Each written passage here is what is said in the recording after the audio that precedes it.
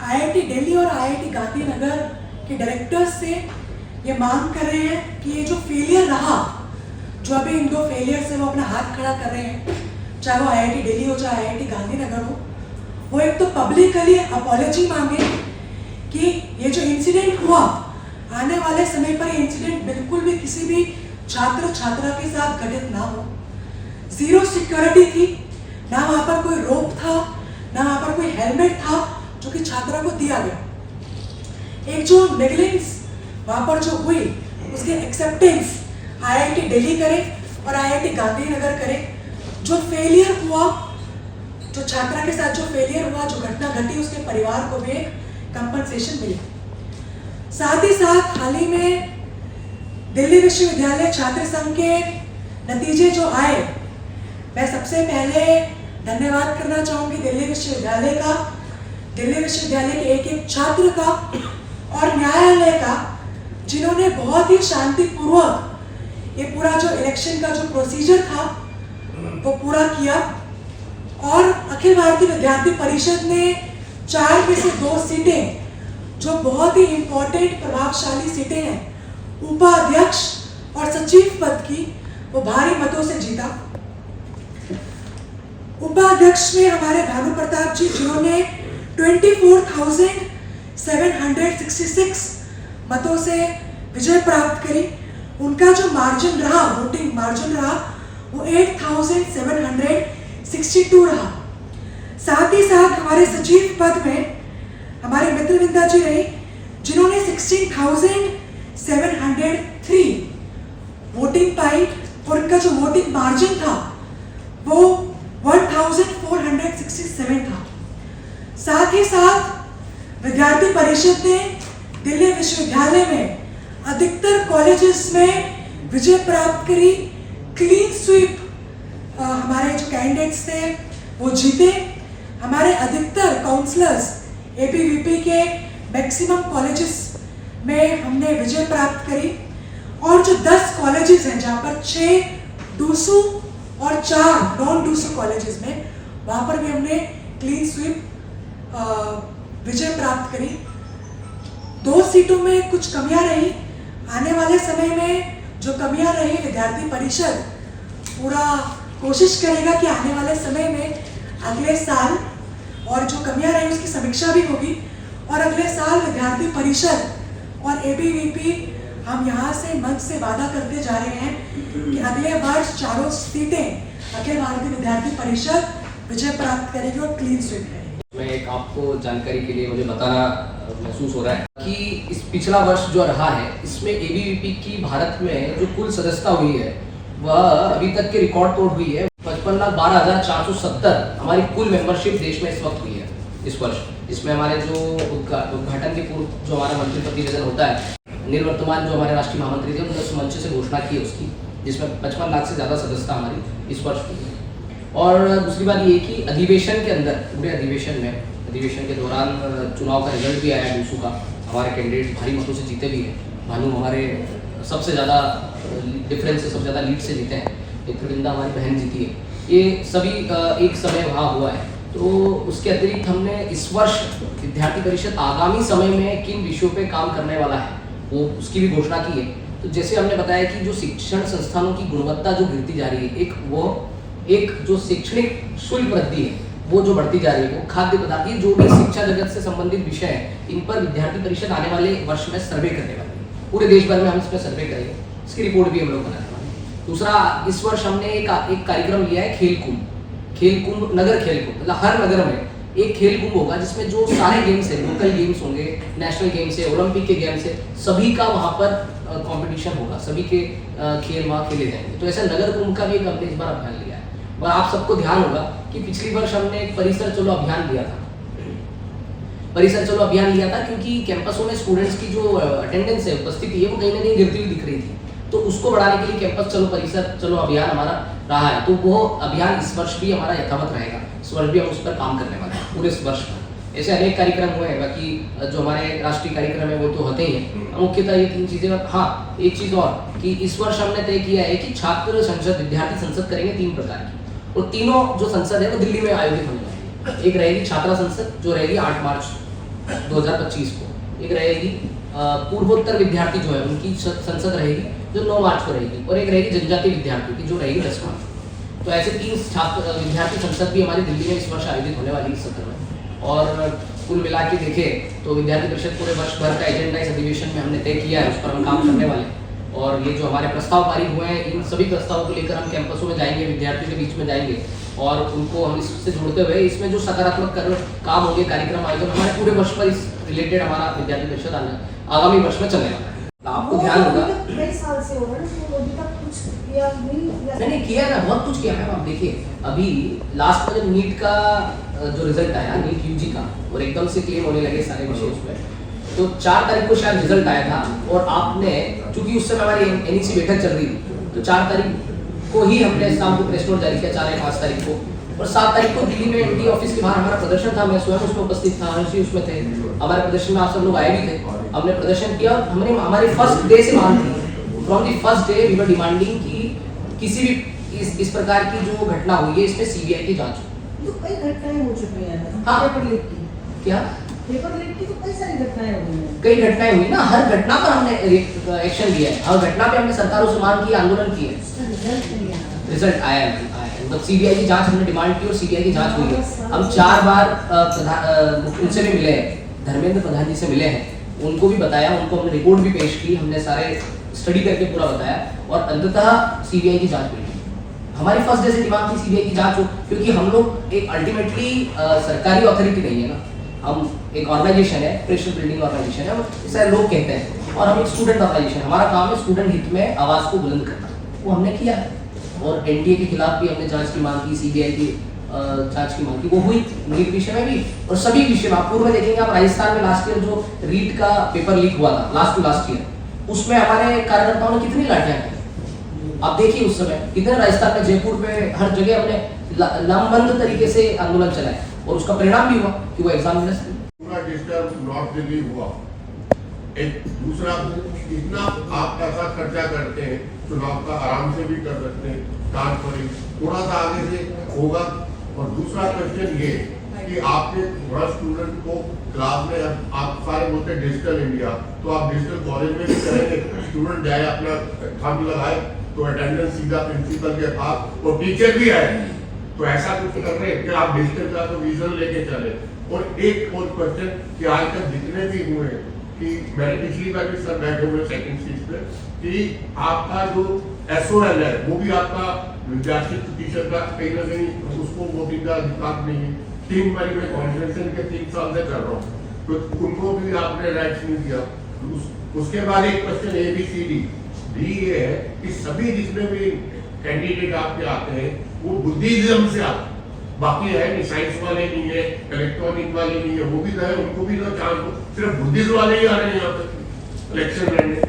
पिछला 10 साल का सारे 95% बुद्धिस्ट के कैंडिडेट है। दिल्ली विश्वविद्यालय चुनाव में जो भी गंदगी आपने देखी होगी, जो भी डिफेसमेंट दिल्ली के अंदर हुई, और उसमें जो उच्च न्यायालय ने जो आदेश दिए उनका विद्यार्थी परिषद सराहना करता है और रिस्पेक्ट करता है। पर आप देखेंगे अपनी गलती मानते हैं क्या कि जो भी ये हुआ, मैं डायरेक्ट पॉइंट पर आता हूँ। जो कैंडिडेट जो इलेक्शन कंटेस्ट करता है उसकी जो लिमिट होती है पैसा स्पेंड करने की, ओनली 5000 होती है। पर आप बताइए, चुनाव एक विश्व का सबसे बड़ा चुनाव है और दिल्ली विश्वविद्यालय चुनाव के अंदर काफी समर्थक होते हैं, काफी स्टूडेंट्स होते हैं। किसी ने कहीं पोस्टर्स लगाए, चाहे वो हमारे समर्थक थे, चाहे किसी ने कैसे एंटी पार्टी लगाए, ठीक है। पर जो हाई कोर्ट ने निर्देश जारी करे हैं इसके विद्यार्थी परिषद सराहना करती है और हम चाहते हैं कि आने वाले समय में जो चुनाव हो वो कैंपस के अंदर काफी हैपनिंग हो और मीनिंगफुल चुनाव होना चाहिए, जिससे जो हमारी मांग है छात्रों को लेने वाली उस पर हम काम कर सकें। प्रिंसिपल से हर स्टूडेंट से आग्रह किया था कि ज्यादा से ज्यादा क्लासेस अटेंड करें। सभी टीचर्स को जैसे गुलाब का फूल देकर उनसे आग्रह करा गया कि आप क्लासेस अटेंड करें। जो स्टूडेंट्स हैं उनसे भी आग्रह करा गया कि आप दिल्ली विश्वविद्यालय में पढ़ने आए हैं और जो आज के युवा है वो आने वाले भारत का भविष्य है, उनसे यही आग्रह करा गया कि आप क्लासेस अटेंड करें। बात है डिजिटल की, इसके लिए भी हम आने वाले समय में कुछ करेंगे जरूर। पर जो एक परिसर चलो अभियान था इसके कहीं ना कहीं अच्छे आउटकम्स निकल कर आए और आप देखेंगे कि जो स्टूडेंट्स हैं, जैसे शहीद भगत सिंह कॉलेज है कालकाजी विभाग में, आप उसमें देखेंगे कि स्टूडेंट्स की जो एक परसेंटेज थी क्लास अटेंड करने वाली वो काफी बड़ी है। आपने थर्ड क्वेश्चन पूछा SOL वाला, SOL के अंदर वोटिंग वाला, उसको लेके हम दिल्ली विश्वविद्यालय प्रशासन से जरूर बात करेंगे। एक बार आप फोर्थ क्वेश्चन रिपीट करिए अपना। मेरा फोर्थ क्वेश्चन है कि आज तक जितना भी आपका इतिहास निकाल के देखा जाए सारा बुद्धिज्म वाले आए हो। सर एक मिनट, आप घुमाए नहीं बात, बुद्धिज्म वाले आए हो तो आपको साइंटिस्ट नहीं चाहिए और भी सब्जेक्ट देखिए सर, उनको क्यों नहीं देते आप? मैं खुद लॉ सेंटर का स्टूडेंट हूँ, मेरे ग्रेजुएशन आप 5% आए ना, बाकी तो सारे नहीं, मेरे साथ मित्र रविंद्र जीत कर आई है, वो खुद लक्ष्मीबाई कॉलेज में ह्यूमैनिटीज की स्टूडेंट है, MA बुद्धिस्ट भी दिल्ली विश्वविद्यालय का एक कोर्स है और उसकी भी अपनी मना नहीं कर रहा था। साइंस वाले जितने आएंगे आगे आप लोगों को ही बेनिफिट है ना। जो आपने प्रस्ताव की बात की, अभी कुछ इंसिडेंट सामने आए हैं, जैसे जयपुर का एक इंसिडेंट है कि फर्स्ट क्लास के विद्यार्थी के एडमिशन का 4 लाख रुपए, इस तरह के देश में हजारों ऐसे इंसिडेंट हैं। तो जो प्रस्ताव लेकर के आए हैं, जो समस्या आपने उजागर की है अधिवेशन में, उसका समाधान कैसे निकले और कैसे तुरंत निकले ताकि लोगों का जो जेब पर ये बहुत बड़ा एक बर्डन है वो कम हो सके। अखिल भारतीय विद्यार्थी परिषद जब चुनाव में उतरती है तो एक उनका मोटो रहा है कि नोटा पर कम वोट जाए और बाकी किसी भी कैंडिडेट को चुना आप नोटा को कम सेलेक्ट करें। लेकिन साल दर साल हम क्या देख रहे हैं कि वो नोटा पर भी वोट ज्यादा पड़ रहा है। और इस बार भी अगर आप देखेंगे, अगर चाहे आप प्रेसिडेंट सीट को ले लें, नोटा को जितना वोट पड़ा उससे कम का मार्जिन है। तो क्या आने वाले समय में ये और दिक्कतें यहाँ पर पैदा हो सकते हैं? क्या विद्यार्थी परिषद के लिए मैंडेट और यहाँ पर कम हो सकते हैं? इस पर क्या कहें? आपको अभी हमारे कार्यकर्ता जो है, हमारा प्रस्ताव जो पूरा प्रस्ताव भेजेंगे उसमें हमारी डिमांड भी लास्ट में हमने सीधा कहा है कि जो सबसे पहले विद्यार्थी परिषद लंबे समय से एक मांग कर रही थी, जो GDP का 6% है वो शिक्षा में जाना चाहिए। जब बजट बढ़ेगा तो बजट बढ़ने के कारण जो चीज़ें सामने आएंगी वो ऑब्वियस बात है, उसका इफेक्ट होगा। दूसरी बात कि जो शुल्क वृद्धि जो देश भर में जो इंस्टीट्यूट्स में हो रही है उसको बिल्कुल रोक लगना चाहिए। इसीलिए तो हम लोग कह रहे हैं रोक लगना चाहिए और उस पर हम काम करने वाले हैं। पहले हमारा सर्वे भी होगा, संबंधित बॉडी जो स्टेक होल्डर्स हैं उनसे हम लोग मिलेंगे भी, उस पर हम काम करेंगे। तो हमारा कुल मिला के ये कि जो ये जो बढ़ रहा है डे बाई डे, इसको रोकना है, क्योंकि ये हर व्यक्ति, क्योंकि शिक्षा जो है ऐसा विषय है जो हर एक व्यक्ति तक समान रूप से पहुंचना चाहिए। स्टूडेंट यूनियन इलेक्शन हो, दिल्ली का हो, देश के कहीं का हो, चाहे देश के लोकसभा के इलेक्शन हो, विधानसभा इलेक्शन, हर इलेक्शन में हमारी पूरे देश के युवाओं से यही मांग होती है कि आप वोट कीजिए, चाहे किसी को। हम कहते हैं वोट करना बस नहीं, हमारा मौलिक अधिकार है, उस पर काम हम लोग करते हैं। अब नोटा के वोट कहीं बढ़ रहे हैं, कहीं कम हो रहे हैं, विद्यार्थी परिषद के आह्वान के कारण देश में कई जगह नोटा के वोट ना के बराबर हो रहे हैं, कहीं पर बढ़े हैं, उसका भी हम लोग एनालिसिस करेंगे और उस पर भी काम करेंगे। दूसरों में अगर नोटा के वोट बढ़ रहे हैं तो कारण होते हैं कुछ, हम उस पर एनालिसिस करके आगामी समय में काम करेंगे ताकि अगली बार ये स्थिति ना हो। लेकिन देश का चुनाव में बजट तो और कम हो रहा है शिक्षा का। स्टार्टिंग से दीर्घकालीन मांग, आज से नहीं कम से कम 20 साल से हम लोग मांग कर रहे हैं, 10 साल से मांग कर रहे हैं। आप देखते ही होंगे उसको, और आपको भी प्रस्ताव की कॉपी मिलेगी ना, उसमें हमारा जो मत है इन सभी विषयों पे वो आपको मिलेगा। मैं आपको फिर भी आपको बता देता हूँ कि जो आपने कहा है ना, अब वर्तमान में जो GDP का 4.6% है, 4.6% से भी कम है अभी जो शिक्षा पर व्यय हो रहा है सरकार की सहयोग से। 6% 4.6 से कम है, कम है। 4.6 से कम है, लेकिन हमारा मांग ये कि 6% होना चाहिए। 6% होगा तो मुझे लगता है कि चाइना 25% खर्च करता है शिक्षा। बिल्कुल करता है। हम लोगों को भी अभी जो हमारी डिमांड है उसके अकॉर्डिंग 6% करना चाहिए और बढ़ाना चाहिए, है ना। बजट का विषय जो है कि वो 6% GDP का होता है, GDP का 6%। सुमिति जी, अभी दिल्ली में एक घटना घटी, आपके मित्र साथ ही बैठे हुए प्रदर्शन भी किया था राजेंद्र नगर की जो घटना थी IAS सेंटर की, तो आपका इतना बड़ा प्लेटफॉर्म है, तो क्यों नहीं आप दिल्ली में एक जो बच्चे पढ़ रहे इनके लिए कुछ अपना टीचिंग, मतलब फ्री ऑफ टीचिंग या इंस्टीट्यूट कोई ऐसा करे, कॉलेज में भी आपको जगह मिल जाएगी, प्रोफेसर भी आपके साथ है, तो ऐसा कुछ करने का विचार करें आप। इन्होंने तो बहुत अच्छा प्रदर्शन किया आपके पड़ोसी। बिल्कुल, ABP ने तुरंत प्रदर्शन भी किया, हमारे हर्ष जी स्टेट सेक्रेटरी भी किए। हाँ बिल्कुल, उसमें प्रदर्शन किया है और सीधी बात है, हमने पूरे देश भर में हम लोग मांग करते हैं कि इस प्रकार की घटना कहीं नहीं होना चाहिए। विद्यार्थियों की सेफ्टी, सिक्योरिटी हर प्रकार से ध्यान रखी जानी चाहिए। दिल्ली में जो स्टूडेंट है उसके हम आप आ गए, जो IAS के लिए है, आप कोई ऐसा वर्कशॉप वगैरह करे जो इतना बड़ा आपका वर्कशॉप से सोल्यूशन नहीं है उस चीज का। नहीं, उनको पढ़ाई के लिए, हाँ नहीं पढ़ाई के लिए जैसे हर्ष जी बिल्कुल, जो आपने प्रश्न किया है वो प्रश्न को और उसकी गंभीरता को ध्यान में रखते हुए विद्यार्थी परिषद ने जो ऐसे अभ्यर्थी हैं जो कॉलेज कैंपसेस में नहीं है पर ऐसे स्टूडेंट क्लस्टर्स में रह रहे हैं और उन क्लस्टर्स में रहने